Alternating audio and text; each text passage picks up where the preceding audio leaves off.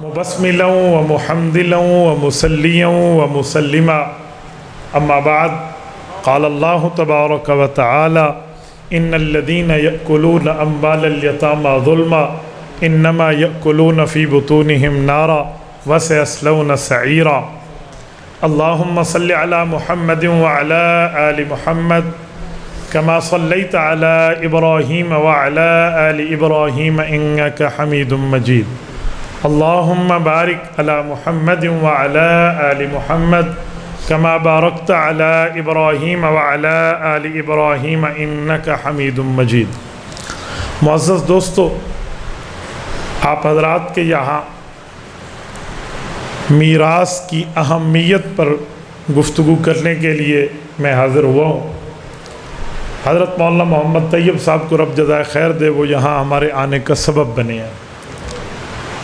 میرے دوستو، میراث کے دلائل کیا ہیں اور میراث کی تقسیمات کیا ہیں اور نہ دینے پر کوئی اللہ کے ہاں پوچھ ہوگی تو وہ کیا ہے؟ آپ توجہ رکھنا، میں ایک جملہ کہنے لگا ہوں۔ اللہ تعالیٰ نے جو ہمیں جان دی ہے اس کا مالک بھی اللہ ہے۔ جو اللہ نے ہمیں مال دیا ہے اصل مالک اس کا بھی اللہ ہے۔ ہماری جان اور ہمارے مال کا اوریجنل مالک رب المال وہ اللہ ہی ہے۔ ہمیں وقتی طور پہ جان بھی ملی ہے اور مال بھی ملا۔ یہ بات ذہن سے نکال لیں کہ جان بھی ہماری اور مال بھی ہمارا، ایسا کچھ بھی نہیں۔ آپ کہیں گے کیسے؟ رب کریم نے آپ کو اور مجھے جو جان دی ہے، اللہ تعالیٰ نے جو ہمیں پیدائش کرائی ہے، حضرت آدم اور اماں حوا کے ذریعے ہم دنیا میں آئے ہیں، تو رب کریم نے اس کی دلیل یوں ہمارے سامنے رکھی، فرمایا یا ایھا الناس اتقوا ربکم۔ یہ سورت نمبر 4 سورت نساء کی پہلی آیت پڑھ رہا ہوں۔ فرمایا اے لوگو اپنے رب سے ڈرو، اللہ تعالیٰ سے ڈرو۔ کیوں؟ وہ اللہ کون ہے؟ الذی خلقکم من نفس واحدہ، جس نے تمہیں ایک ہی جان سے پیدا کیا، حضرت آدم اور اماں حوا علیہ السلام کے ملاپ سے۔ وَخَلَقَ مِنْهَا زَوْجَهَا وَبَثَّ مِنْهُمَا رِجَالًا كَثِيرًا وَنِسَاءً۔ آگے اللہ پاک نے جو بات فرمائی ہے وہ ایک تفصیل ہے۔ مراد یہ ہے کہ پیدا کرنے والا اللہ ہے، اس سے ڈرو کیونکہ وہی خالق اور مالک ہے۔ یہ نہ سمجھے کہ جان میری ہے میں جو کروں۔ خودکشی حرام ہے اسی لیے کہ ہماری جان ہم اس کے مالک نہیں ہیں۔ دیکھو، اس کو میں نے بنایا، میں اس کو توڑ دوں تو کیا مسئلہ ہے؟ لیکن جس کو ہم نے نہیں بنایا وہ ہم خود ہیں، وہ ہمیں اللہ نے بنایا، تو ہم نہیں توڑ سکتے، اپنے آپ کی ایک انگلی بھی نہیں کاٹ سکتے۔ کاٹیں گے اللہ پوچھے گا۔ تو پتہ چلا جان ہماری نہیں، رہ گیا مال۔ مال کس کا ہے؟ مال ہمارا ہے یا اللہ تعالیٰ کا ہمیں دیا ہوا؟ یہ قرآن کریم کا پہلے صفحے ہے، یہ سورۃ البقرہ کا پہلا صفحہ ہے، سورت نمبر 2 سورۃ البقرہ۔ رب کریم فرماتے ہیں وَمِمَّا رَزَقْنَاهُمْ يُنْفِقُونَ، آیت نمبر 3۔ فرمایا جو مؤمن مال خرچ کرتا ہے اسے مال ہم نے دیا ہے، وہ جو اللہ کے راستے میں خرچ کرتا ہے۔ پتہ چلا مال بھی اللہ کا دیا ہوا ہے، جان بھی اللہ کا دیا ہے۔ اب اور ہم یہ نہیں کہہ سکتے کہ ان پیسوں کا کلی مالک میں ہوں، وقتی میں مالک ہوں، میں اس کو خرچ کر رہا ہوں، میں نے کما کے لے لیا ہے۔ اب پانی میرا نہیں ہے، پیدا تو اللہ نے کیا، میں نے تو نلکے کے ذریعے نکالا ہے۔ پانی میرا نہیں ہے، میں نے تو واٹر پمپ کے ذریعے نکالا ہے، اللہ کا۔ پیٹرول میرا نہیں ہے، اللہ نے پیدا کیا ہے۔ ڈیزل میرا نہیں ہے، اللہ نے پیدا کیا ہے۔ باقی دھاتیں، باقی کانے، سونا ہے، چاندی، وہ اللہ نے پیدا کیا ہے۔ میں اس کا متصرف مالک، تصرف کرنے والا ہوں، خالق اور مالک نہیں ہوں۔ تو جب یہ بات طے ہو گئی کہ چیزیں اللہ کی ہیں، ہم وقتی طور پہ اس پہ چل رہے ہیں، تو پھر وراثت ہمیں بہت اچھی طرح سمجھ آ جائے گی کہ جو ہم مال دنیا میں چھوڑ کے جاتے ہیں وہ صرف ہمارا نہیں ہے کہ میرے بیٹے لیں گے، میری بیٹیاں نہیں لیں گے، یا میری صرف بیٹیاں لیں گے، میرے بیٹے نہیں لیں گے، یا جسے چاہوں دے دوں، ورثاء کو محروم کر دوں۔ اس پہ ہماری مرضی نہیں چلے گی۔ آپ 100 باتیں کریں، میں نے کما کے لیا ہے، بابا تو نے کمایا ہے، لیکن تیری جان میں چلتی ہوئی صلاحیت اور طاقت دی ہوئی رب کی ہے۔ آج اللہ تعالیٰ تمہاری جان سے صلاحیت نکال دے، تم کما کے دکھاؤ۔ ایک عربی شیخ کو ریاض کے ہسپتال سعودیہ میں لایا گیا، 2 دن اس کو آکسیجن کے اوپر رکھا، وہ جو آکسیجن ہے گیس کے سلنڈر، اور 2 دن سلنڈروں پر اس کی طبیعت سنبھل گئی، اور اگلے دن انہوں نے 6,000 ریال کا بل دیا، تو بزرگ پھوٹ پھوٹ کر رونے لگا۔ تو ہسپتال کے ایم ایس نے کہا کہ میں اپنی جیب سے پیسے دوں گا اگر آپ غریب ہیں۔ اس نے کہا نہیں، میرے تو ماشاءاللہ کئی ملنے چل رہی ہیں، میں غریب نہیں ہوں۔ تو اس نے کہا پھر 6,000 پہ رونے کیوں لگ گئے؟ اس نے کہا رونے یوں لگا کہ 2 دن کی مجھے سانس چاہیے تھی، تم نے 6,000 ریال چارج کیا ہے، آج میں 80 سال کا ہوں، اللہ مجھے 80 سال سے آکسیجن دے رہا ہے، کوئی پیسہ چارج نہیں کرتا۔ صلاحیت رب کی دی ہوئی ہے، یہ اترانا مندہ چھوڑ دے کہ ہم اس کے مالک ہیں۔ بابا ہمارا مال بھی اللہ کا، ہماری جان بھی اللہ کا۔ جب یہ سب کچھ ہے تو پھر اس کی تقسیم بھی اللہ کے قانون کے مطابق ہوگی، عبد الواحد کی مرضی کے مطابق نہیں ہوگی۔ راغم انف الرجل کا یہی معنی ہے۔ ایک صحابی بیٹھے تھے، انہوں نے کہا یا رسول اللہ، اللہ بخش دے گا اگر چاہے گناہوں کو؟ فرمایا بخش دے گا۔ کچھ چاہے بخش دے گا؟ جب بخش دے گا۔ تیسری دفعہ نبی پاک علیہ السلام نے پیار سے حضرت ابو ذر کو فرمایا راغم انف ابی ذر، ابو ذر چاہے اپنے ناک مبارک کو تم خاک میں آلودہ کر لو نا، اللہ پھر بھی قادر ہے۔ مراد یہ کہ اللہ کو کسی کی پرواہ نہیں ہے، اللہ پھر بھی قادر و مطلق ہے۔ میرے دوستو، ہم اللہ کے قانون کے مطابق مال کو لگائیں گے، اللہ کے قانون کے مطابق مال کو چھوڑیں گے۔ جو بندہ فوت ہو جاتا ہے اس کی تمام ملکیت اس کی وراثت ہوتی ہے۔ جب تک قرآن کریم میں یہ یوصیکم اللہ فی اولادکم للذکر مثل حظ الانثیین آیت نمبر 11 سورت نمبر 4 سورت النساء، جب تک یہ نہیں اتری تھا تو اس وقت بندہ اپنی وراثت جیسے کیسے تقسیم کرتا، کوئی وصیت کر جاتا، کوئی کیا کر جاتا۔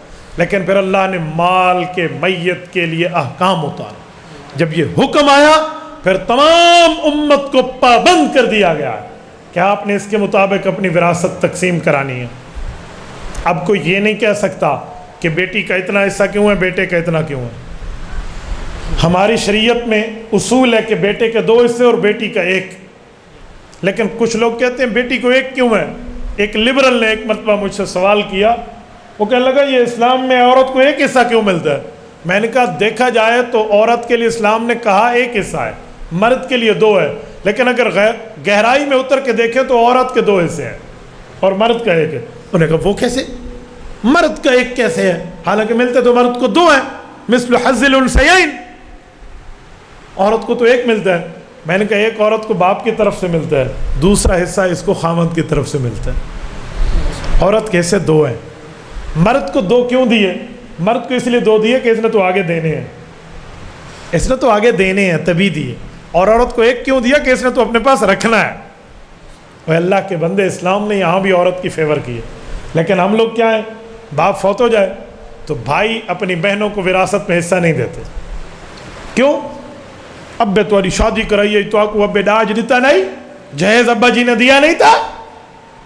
عجیب بات ہے یار، ابا نے تیری بھی تو شادی کرائی ہے، تیرے اوپر بھی تو ابا نے خرچ کیا تھا، تیری ران کو ہی تو تیرے پیو جہیز تے وری بڑھا کے دیتی ہے، جو ابا نے تجھے دے دیا تو تو بھی نہ لے۔ ایک مرتبہ ایسا ہوا، میرے پاس 3 بھائی آ گئے، انہوں نے کہا مفتی صاحب ہمیں جانتے ہیں؟ میں نے کہا فرمائیے۔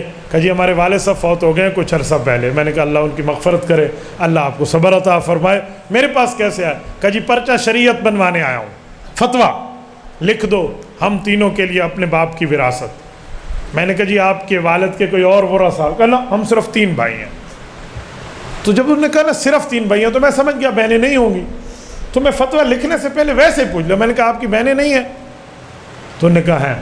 تو میں تو رک گیا، میں نے کہا ان کا حصہ انہوں نے حصہ کوئی نہیں۔ جی کیوں کوئی نہیں؟ بھیڑ ہے کہ ڈاکو ہے؟ کچے دی ڈاکو ہے یا میری بھیڑ ہے؟ کیا مسئلہ ہے بھائی، کیوں ان کا حصہ نہیں ہے؟ نہیں ابا نے ان کو دے دیا تھا۔ میں نے کہا اگر ابا نے زندگی میں دے بھی دیا ہو، موت کے بعد پھر بھی وارث حقدار ہے، موت کے بعد تو پھر بھی وارث ہے، آپ کیسے کہتے ہیں ابا جی نے دے دیا؟ میں نے کہا ابا جی نے دے بھی دیا ہو، مرنے کے بعد تمام ورثہ پھر بھی وارث ہوتے ہیں، شریعت کا حکم ہے۔ زندگی میں دینا وراثت نہیں ہوتی، زندگی میں دینا تو ہبہ ہوتا ہے، تحفہ ہوتا ہے، گفٹ ہوتا ہے۔ بہرحال میں نے کہا جب تک بہنوں کی بات آپ نہیں کریں گے میں آپ کو پرچہ شریعت نہیں بنا۔ اصل میں ان کو جج نے کہا ہوا تھا کہ مفتی فتویٰ دے گا تو ہم حصہ پٹواری وغیرہ کو تقسیم کرا کے دیں گے۔ کہتے ہیں نہیں بہنیں نہیں لیتی۔ میں نے کہا اچھا وہ میرے سامنے آ کے کہہ دیں، یہ لکھ دیں کہ ہم حصہ لیتی نہیں ہیں سرے سے تو میں تمہیں لکھ دوں گا، لیکن بہنیں آئیں یا ان کی کوئی ترتیب، کوئی گواہی، بہرحال مرتے کیا نہ کرتے، فتویٰ تو چاہیے تھا، تو وہ اپنی بہنوں کو لے کر آئے۔ پہلے مجھے کہتے تھے نہیں انہاں کوئی سارے بنویے اوکھا کیتی کھڑوتے ہیں او آدھے کھڑے تھے اے، تو میں نے کہا اپنی باتیں اپنی۔ جب وہ آ گئی تینوں، میں نے ان کو بٹھایا، میں نے کہا آپ ہماری بہنیں ہیں، بڑی عزت احترام سے پردے میں بیٹھی، میں نے کہا آپ بتائیں آپ کو آپ کے والد کی وراثت چاہیے؟ انہوں نے کہا مولوی صاحب لاکھ ہے یا کاک ہے، اسا کو حصہ چاہیے۔ میں نے ان کے بھائیوں کو دیکھا تو بھائی ان کا لگا ابے تیری شادی تے 10 لاکھ، تیری تے 3 لاکھ، تیرے تے 5 لاکھ، اتنے ابے لاکھ نہ لے تو وراثت دینا نہیں چاہتے۔ تو مجھے سمجھ آیا، بہنیں کہنے لگی مولوی صاحب ہم لڑتے نہیں ہیں بھائیوں سے، ہمارے ماں باپ کے بعد بھائی ہیں، لیکن جو اللہ رسول نے حق دیا وہ دے دو، ہم کوئی زیادتی نہیں کرتے۔ مجھے سمجھ آ گئی پوری فلم ان کی۔ میں نے ان کے بھائیوں کا ابا نے تیری بھی شادی کرائی، تمہارے اوپر خرچہ کیا تھا، تو بہنوں نے کہا اگر اشارے تے 10 لاکھ لگ گیا، ابے 20 لاکھ نہ دلایا ہیں، ابے نے تو بہت زیادہ ان پہ لگایا۔ تو میں نے کہا بھائی فیصلہ ہو گیا، ابے نے ان پہ لگایا، ان کا حصہ ختم تمہارے مطابق، اور ابے نے تمہارے اوپر لگایا تو تمہارا وراثت میں حصہ ختم۔ اے زمین مولویوں کو ڈوچا، مدرسہ بڑے سے نو دیتے۔ تو سارے ہنسنے لگ گئے۔ میں نے کہا خدا کے بندے بہنوں کا حصہ نہ کھاؤ۔ کچھ لوگ ایسے ہیں جو یتیموں کا مال کھا جاتے ہیں۔ اب جو یتیموں کا مال کھاتا ہے وہ بظاہر تو پیسے کھاتا ہے، پیسے لگا کر اس سے پھل فروٹ کھاتا ہے، چیزیں لیتا ہے، گاڑیاں لیتا ہے، بینک بیلنس بناتا ہے، اور قرآن سے پوچھتے ہیں وہ کیا کھاتا ہے؟ تو اللہ کا قرآن سورت نمبر 4 سورت نساء نمبر 10 ڈاہ نمبر یاد رہا سی تو ہیں تبلیغ ڈاہری وارہ تے ونجو تو کیا دن عشرہ، تو اس نے آپ 10 نمبر یاد رکھنا۔ رب کریم فرماتے ہیں ان الذین یأکلون اموال الیتامی ظلما، وہ لوگ جو یتیموں کا مال ہڑپ کر کے کھا جاتے ہیں، ظلم کرتے ہیں نا، کھا گیا۔ اس ظلم کا معنی یہ نہیں ہے بھی سوٹی مرے دن، ظلم کا معنی یہ بھی ہے اس کا حق نہیں دیتے، ظلم کر کے کھا جاتے ہیں۔ تو کیا کھاتے ہیں؟ فرمایا انما یأکلون فی بطونہم نارا وسیصلون سعیرا، جس جہنم میں انہیں آخرت میں داخل ہونا ہے نا، وہی آگ جہنم میں لے کر کھا رہے ہیں، وہی جہنمی آگ کھا رہے ہیں۔ اب مجھے اندازہ بتاؤ، بظاہر تو بندہ آئس کریم کھا رہا ہوگا وہ برف والی ہے، اور قرآن کہتا ہے یہ آگ ہے۔ کیا مطلب؟ آج ٹھنڈی ہے، کل قبر گرم ہو جائے گی، اللہ پاک معاف فرمائے۔ میرے بھراؤ قبر کل ہی آوڑی ہے، نہ اتھا چاچے وائنا تے نہ پیو وائنا تے نہ مامے وائنا نہ تے نہ زال وائنا نہ بالا وائنا۔ ہاں ہم نے جانا ہے، اللہ کے لیے وہ کام ہم کر کے جائیں کہ ہم وہاں جواب دے سکیں۔ تو میرے دوستو یہ وراثت دینی ہے۔ پھر رب کریم نے اس کے حصے بتائے، فرمایا جو بیوی ہے تمہاری، اس سے تمہارے بچے ہیں تو پھر تمہاری وراثت سے 8واں حصہ، بچے نہیں ہیں تو پھر تمہاری وراثت سے 4تھا حصہ۔ پھر اللہ پاک نے پوری ترتیب دی ہے، فرمایا ماں کو کتنا، بھائی کو کتنا، اسبا کو کتنا، ذوی الفروض، پوری ترتیب ہے۔ یوصیکم اللہ فی اولادکم للذکر مثل حظ الانثیین، رب کریم نے 4 احکامات کا مجموعہ اس میں دیا۔ اور میرے دوستو یہ پورا مجموعہ دے کے رب کریم کیا فرماتے ہیں؟ فرمایا یہ بات میں نے تمہیں بتا دی ہے وراثت، اب تمہاری ذمہ داری ہے، سنو، تلک حدود اللہ، فرمایا یہ اللہ تعالیٰ نے تمہارے لیے باؤنڈریز قائم کی ہیں، تمہارے لیے حدود بنائے ہیں، تمہارے لیے سرحدات بنا دی۔ اس سرحد سے اس وقت ہم ملک پاکستان کے شہری ہیں، اللہ ہمارے ملک کو سلامت رکھے، پورے ملک میں گھومو کوئی پرابلم نہیں ہے، ویزا نہ ہو تو آپ ملک کی سرحد سے نکل کے دکھاؤ، ہم نہیں نکل سکتے۔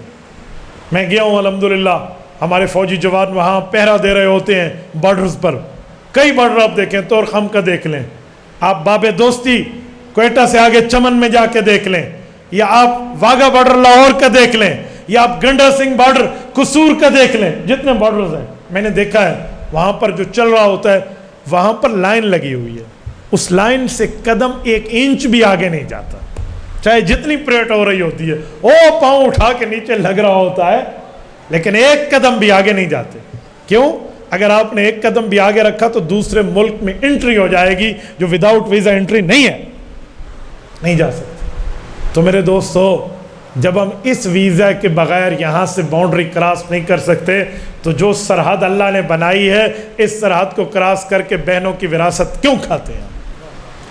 تلک حدود اللہ، یہ اللہ تعالیٰ کی باؤنڈریز ہیں۔ اور دوسری جگہ آپ نے فرمایا وَمَن يَتَعَدَّ حُدُودَ اللَّهِ فَقَدْ ظَلَمَ نَفْسَهُ، جو اللہ کی باؤنڈریز، اللہ کی سرحدات، اللہ کی قائم کردہ حدود کو کراس کر کے آگے جائے گا وہ ظالم ہوگا۔ اور مجھے بتائیں، ہم آج بھی دعائیں مانگتے ہیں، اللہ نہ ظالم کر نہ ظالم کے حوالے کر، ہم مانگتے ہیں اے رب ہمیں نہ ظالم بنا نہ ظالم کے حوالے فرما۔ تو میرے دوستوں، ہم کیوں وراثت کے معاملے میں یہ شین سین ہو جاتے ہیں؟ وجہ کیا ہے بھائی؟ ہمیں اس پر حیا کرنا چاہیے۔ اور سنیں، آج بہنوں کا حق بھائی کھا جاتا ہے تو کل اس کی بیٹیاں بھی تو ہیں نا، کس منہ سے اپنی بیٹی کا حق کے معاملات کی بات کرو گے؟ یا بھائیوں کے حق کھا جاتے ہیں، یا پڑوسیوں کی ساتھ کھا، یا اپنے رشتہ داروں کی زمینیں کھاتے ہیں۔ اچھا آؤ ذرا نبوت کے دربار پہ چلتے ہیں، رسول اللہ صلی اللہ علیہ وسلم سے پوچھتے ہیں، یا رسول اللہ ارشاد فرمائیے جو بندہ کسی کی زمین کھائے کتنے حصے کھائے گا کہ اس کو اللہ کا عذاب آئے گا؟ نبی پاک نے حصے بتائے ہیں پیمائش کر کے۔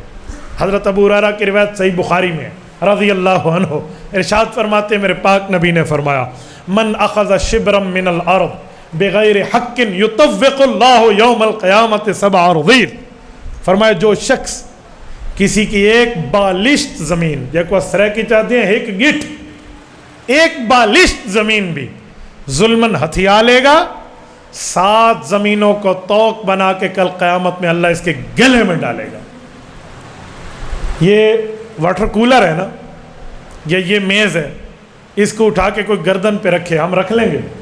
یار ہٹا، میری تو گچی بھنیندی ہے، میری تو گردن ٹوٹتی ہے۔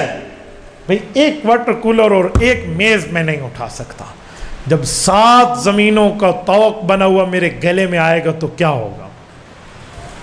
مجھے بتائیں۔ ہم اللہ کے حقوق کھا جاتے ہیں، ہمیں کوئی پرواہ نہیں۔ اچھا پھر کتنے پہ آئے گا؟ شبرم من الارض، شبر بالشت ہے، یہ بالشت کو ذرا فٹے پہ رکھے نا، یہ فٹ پہ، اور پیمائش کریں کتنی ہے، 9 انچ بنتے ہیں۔ یہ 1 فٹ بھی نہیں ہے بالشت، 1 فٹ اس سے بڑھ کے ہے، بالشت اس سے چھوٹی ہے، 9 انچ بنتے ہیں۔ مراد ہے کہ کسی نے 9 انچ جتنی زمین، یار بننا ہی 15 انچ دا ہوندہ ہے، یعنی بننے تو بھی گھٹ کہیں دی زمین کھا دی تے اے قیامت علی اور مکالا مل کھڑو سے۔ تو ہم اس پہ اندازہ لگا لیں کہ ہم کہاں بیٹھے ہیں، ہم کہاں پہنچ گئے ہیں، کس نہج پر ہم پہنچ گئے ہیں میرے بھائیو۔ میں کہاں تک درد دل بیان کروں؟ آج ہم اس نہج پر پہنچے ہیں کہ بہن حق مانگ لے تو بھائی مرجی ختم کر دیتا ہے۔ تمہیں نہیں پتا بہنیں کون ہوتی ہیں، بہنوں کی عزت کیا ہے؟ میں نے یقین مانے بہنوں کو دیکھا ہے کہ وہ اپنی روٹیاں اٹھا کے بھائیوں کو دے دیتی ہیں۔ بہن میں تو ماں کا روپ نظر آتا ہے یار۔ آج کل اکثر بہنیں اس وجہ سے حقوق نہیں لیتی کہ ہم لیں گی بھائی سے ہمارا ختم ہو جائے گا، نہ میرے بھتیجے ہوں گے، نہ میری بھتیجیاں ہوں گی، نہ برات گھر آ وانجو سی پورے معاشرے میں کو دھرے کرنے وڑے تو اپنے بھرا کو حق گدائی بکھی مردیاں میں۔ اللہ کے بندو، تمہیں تو شاباش دینی چاہیے کہ میری بہن تو نے بہت اچھا کیا، یہ لے لیا تاکہ کل قیامت میں میری قبر چھڑوا دی ہے تم نے۔ آج ایسی کمرے میں ٹھنڈے بیٹھے ہیں، اللہ نہ کرے جب کل قبر گرم ہو جائے گی تو وہاں صورتحال کیا ہوگی۔ آؤ میں قیامت کا ایک منظر آپ کو قرآن کریم کے لفظوں سے آپ کی خدمت میں رکھتا ہوں کہ ہم جو ادھر باتیں کرتے ہیں کیا آخرت میں ان گناہوں کو برداشت کر جائیں گے؟ یہ سورت نمبر 22 سورت الحج، اور اس کی پہلی آیت پڑھنے لگے، بلکہ پہلی 2 آیتیں سن لیں۔ سورت الحج مدنی آیت ہے، سورت رب کریم فرماتے ہیں یا ایھا الناس اتقوا ربکم ان زلزلۃ الساعۃ شیء عظیم، اے لوگو قیامت کے زلزلے کے بارے میں ڈرو اللہ سے، وہ بہت بڑا سخت زلزلہ ہے۔ اللہ کیا ہوگا؟ سنو، اللہ اکبر، دل دہل جاتا ہے۔ فرمایا یوم ترونہا تذہل کل مرضعۃ عما ارضعت۔ کاش آپ کو عربی کی اس جملے کی زجر اور توبیخ سمجھ آتی۔ یوم تذہل، جس دن پھینک دے گی، کل مرضعۃ، ہر دودھ پلانے والی، اما ارضعت، جس کو اس نے دودھ پلایا ہوگا۔ یہ ماں کے لیے اشارہ ہے۔ خدا کی قسم کھا کے کہتا ہوں میں حیران ہو گیا، ایک کتیا اپنے اس چھوٹے سے بچے پر روڈ کے اوپر بیٹھ کے رو رہی ہے جو بچہ کسی نے گاڑی کے ٹائر کے نیچے دیا ہے۔ میں نے اس کتیا کی آنکھ میں پانی دیکھا ہے، وہ اس بچے پہ رو رہی ہے، اس کی زبان نہیں ہے کہ وہ ہم سے بات کرے، یہ کتیا ہے، ایک جانور ہے۔ تو ماں جو ہم انسانوں کی ہے، اس کے دل میں اپنے دودھ پلانے والے کا کتنا وہ ہوگا، ممتا ہوگی۔ اللہ نے فرمایا صرف انسانوں کی مائیں نہیں، یوم تذہل کل مرضعۃ، کلیت کی بات کی ہے، ہر دودھ پلانے والی، وہ جانور ہو یا وہ انسان ہو، تذہل۔ اچھا ایک ہے ذع یضع، رکھ دینا، توجہ رکھنا، میں ایک جملہ سمجھانے لگا۔ تذہل کا معنی کیا ہے؟ یوں پھینک دینا چیز کو، یہ چیز میرے سامنے ہے نا، ایک ہے میں یوں رکھ دوں، اور ایک ہے میں یک وعدہ نے میں بھگا کے سکتس۔ تو اس دن جب قیامت کا منظر دودھ پلانے والے دیکھے گی تو جس کو دودھ پلا رہی ہوگی وہ یوں پھینک کے رکھ دے گی۔ یوم تذہل کل مرضعۃ عما ارضعت، اگلا لفظ اللہ اکبر، وتضع کل ذات حمل حملہا، جس کے پیٹ میں بچہ ہے نا وہ پر امید ہے، پریگننٹ ہے، حاملہ ہے، وہ اپنے بچے کو گویا اسقاط کرا کے ضائع کر بیٹھے، اس کے بچے ضائع ہو جائیں گے، اسقاط ہو جائے گا، ابارشن ہو جائے گا۔ اور اگلا جملہ، یہ تو دودھ پلانے والیوں کے لیے بات ہوئی، ماؤں کے لیے، مذکر مرد آ جاتا ہے نا، جنا بڑھ، جنا شیر بڑھ، جنا بڑھ، مرد بن۔ اب اس مرد کا کیا حال ہوگا؟ فرمایا وَتَرَى النَّاسَ سُكَارَى وَمَا هُمْ بِسُكَارَى، مرد اور یہ لوگ یوں ایک دوسرے پر گرتے پڑتے ہوں گے، ایک کندھیاں کو منہ مریں دے ودے اسے یوں گر رہے ہوں گے۔ وَتَرَى النَّاسَ سُكَارَى، اے نبی پاک اگر اسے دیکھا جائے گا تو لوگ کہیں گے یہ تو نشائی ودے، سکارا نشہ کیا ہوا ہے، اے تو سی پوڈری چرسی بنگی تے حفیمی ودے سے، اے کو کیڑا دنیا دی خبر ہے۔ وَتَرَى النَّاسَ سُكَارَى، نشے کی طرح ہوں گے، اور رب نے فرمایا میرے نبی پاک وَمَا هُمْ بِسُكَارَى، یہ نشہ نہیں ہوگا، یہ نشہ نہیں ہوگا۔ اللہ کیا ہوگا؟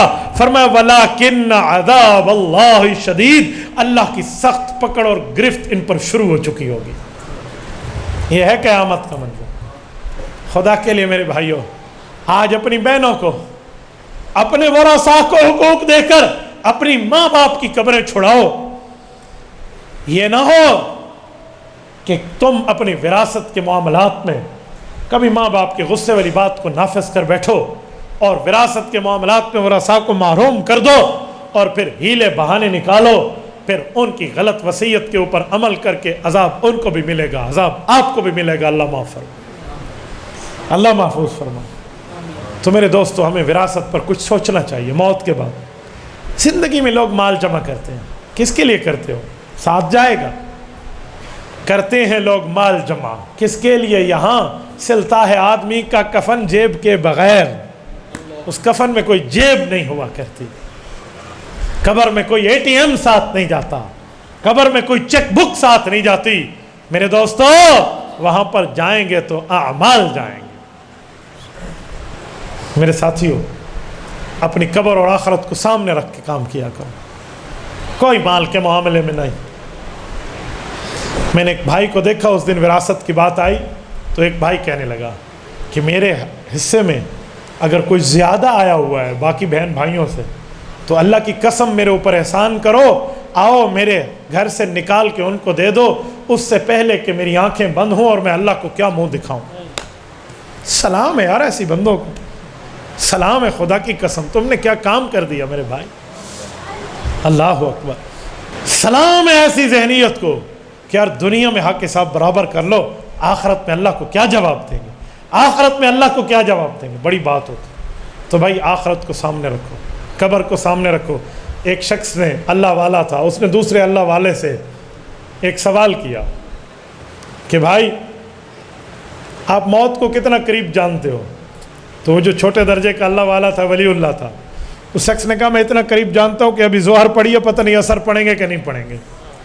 تو بڑے اس کے استاد ولی اللہ نے کہا میرے بھائی تیری سوچ بھی ٹھیک ہے لیکن بہت لمبی سوچ سوچی ہے تو نے۔ انہوں نے کہا وہ کیوں؟ انہوں نے کہا میں تو موت کو اتنے قریب جانتا ہوں، نماز میں ایک طرف سلام پھیرا ہے، پتہ نہیں دوسری طرف پھیریں گے یا نہیں۔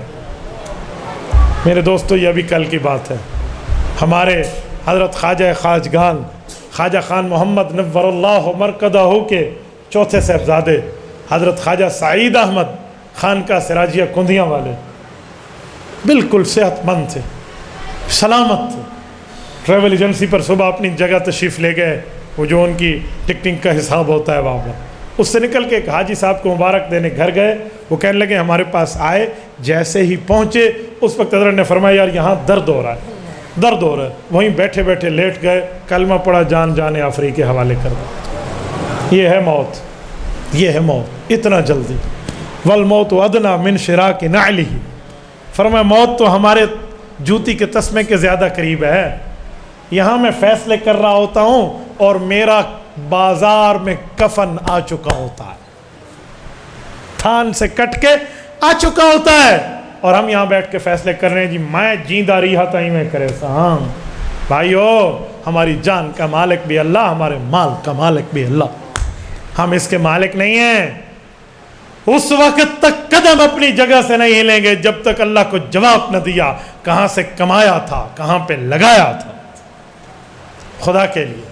کل قیامت کو منظر سامنے رکھو، سورت نمبر 36 سورت یاسین، آخری رکوع سے پہلے کی آیت اٹھاؤ، الیوم نختم علی افواہہم وتکلمنا ایدیہم وتشہد ارجلہم، فرمایا قیامت میں زبان بند ہوگی، وتکلمنا ایدیہم، ظلم کرو گے تو ہاتھ بولے گا، وتشہد ارجلہم، گناہ کرو گے تو پاؤں بولے گا، کیا کہے گا؟ بما کانوا یکسبون، اللہ یہ کیا کرتے تھے، یہ ہاتھ اور پاؤں پوری فلم چلا کے رب کے سامنے رکھ دیں گے۔ یہ اعضاء نہیں ہے صرف، یہ اللہ کی طرف سے CCTV فوٹیج ہے ہمارے اوپر، یہ اس کیمراز میں سب کچھ ریکارڈ ہو رہا ہے۔ آج کیمرے کی آنکھ سے ڈرنے والوں، اللہ کی نظر میں کھڑے ہونے کا مقام بنا لو، اور یہ اللہ پاک سے طے کر لو کہ اے اللہ ایک تو نہیں میرا تو کوئی شے نہیں میری، اے اللہ ایک تو نہیں میرا تو کوئی شے نہیں میری، جو تو میرا تو سب میرا، زمین میری فلک میرا۔ اقول قولی ھذا واستغفر اللہ وآخر دعوانا ان الحمد للہ رب العالمین۔ اور یہ سوال ہے، پہلا سوال ہے لوگ مولانا فضل الرحمان کو برا کہتے ہیں تو کیا کہیں؟ بھئی جو عالم دین ہے، 6 لاکھ علماء کا قائد ہے، پورے پاکستان کے تمام شیوخ الحدیث، تمام پیران طریقت، تمام خانقاہ کے بڑے، تمام مفتیان اس کے پیچھے ٹھہرے ہیں، ہاتھ باندھ کے ٹھہرے ہوئے ہیں، تے پھتو جی تو گامے کو انہا مولویاں کو زیادہ پتہ ہے کہ یہ بولتے ہیں۔ بابا ہم علماء مولانا فضل الرحمان کے ساتھ تھے، ہمارے پاس ان کے دلائل کے جوابات موجود ہیں، فتو جی تو گامے دی لوڑ کو نہیں، یاد رکھو جرا مولوی نال ٹکراسی اٹک جیل بہ کے روسی۔ قادیانیوں کے بارے میں بتائیں، بے ایمان گروپ پہ بھی اکیلے دے بارے میں بتائیں، جو آدمی شیطان اور منافقت کا کام کرے اس کے بارے میں بتائیں، وہ حافظ بھی ہو، بیٹا ہو سکتا ہے وہ شیطانی کا کام نہ کر رہا ہو، تمہیں لگ رہا ہو، اگر ایسی کوئی بات ہے تو علماء کے پاس لے آؤ۔ آپ کے پاس علماء بیٹھے ہیں، مولانا عباس صاحب بیٹھے ہیں، حضرت مولانا خالد محمود صاحب ہمارے مالے، اسی طرح مفتی خالد محمود صاحب، مولانا جمال عبد الناصر صاحب، مولانا طیب صاحب، مولانا صدیق صاحب، آپ کے علاقے کے سب علماء بیٹھے ہیں، ان کے پاس آئیں لائیں، یہ آپ کو سمجھائیں گے کہ واقعی شیطانیت اور منافقت والا کام ہے یا نہیں ہے، یہ جسے بندہ خود سمجھتا ہے۔ جزاک اللہ۔